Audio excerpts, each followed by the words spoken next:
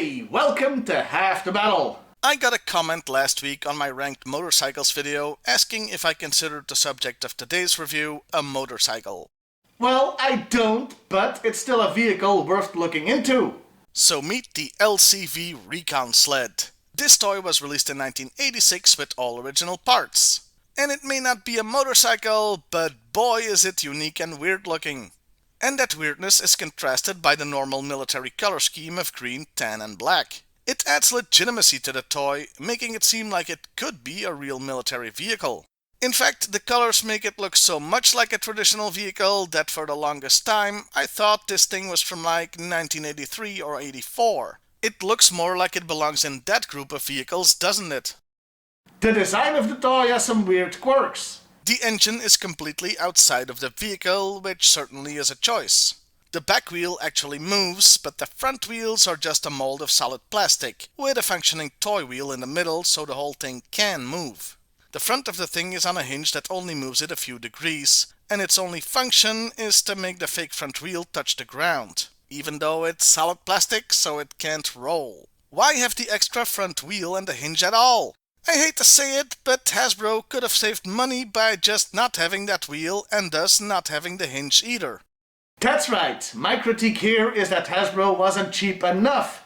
That's the total opposite of my usual complaints about the company. The front wheel block is very detailed though, so it looks pretty good. Other nice detailing is on the engine, the rear gun and the front guns. All guns are movable for extra play value, though the front ones seem pretty fragile, so I don't like messing with them. Speaking of fragile, there's a periscope on the top that moves, but it's pretty wobbly and feels extremely breakable. This part is frequently missing if you try and find a Recon sled on the secondary market. The last play feature, kind of, is the windshield that is removable. Did I say last play feature? Well, there is one more thing. It is a vehicle, meaning that it needs a driver, and trying to get him on the thing is an adventure in of itself. You see, unlike most vehicles where the driver sits in a seat, here you have to lay them down on the thing. And it's a pain in the ass to get them in position. Also, I think you're supposed to put their hands in these holes, which isn't easy either. The thing is, the back of the seat, I guess, is ribbed, implying that the seat is meant for a figure to sit on, but that's even more difficult. Now, I would say that a vehicle where you have to lay down on it is pretty unique. But Hasbro kinda had a thing for that in 1986. Since that year also gave us the Hydro Sled and Havoc, both of which require figures to lay down. Maybe somebody at the company had a fetish or something, I don't know. And that was the original Recon Sled. Do I like it? It's okay. It's pretty unique looking, but that doesn't make it great. It does make it a quirky collectible that can be a conversation starter.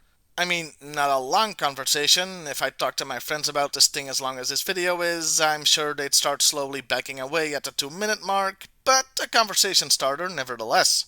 To compare the original Recon sled to what came later, as a bonus, here's a list of the G.I.Joe Recon sleds ranked best and worst.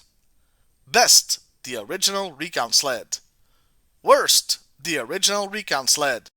Well, that didn't take long. Yeah, this was the only toy the Recon sled ever got, which is kinda weird because, like I said, it's quirky enough that a re-release or new version would have been pretty cool in the more modern lines. Hey, maybe it'll be the next HasLab classified project after the Dragonfly. Yeah, no chance of that. With that, let's talk about the character, shall we? These things take a surprisingly long time to write for the 0.30 seconds they're on screen. First of all, the full name of the thing is the LCV Recon Sled. The acronym stands for Low Crawl Vehicle, so it's the Low Crawl Vehicle Recon Sled.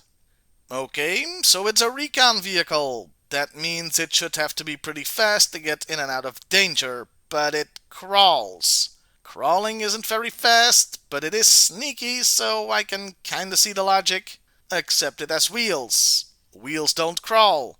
Also, a sled typically doesn't have wheels. I may have just spoiled an 84-year-old movie for you.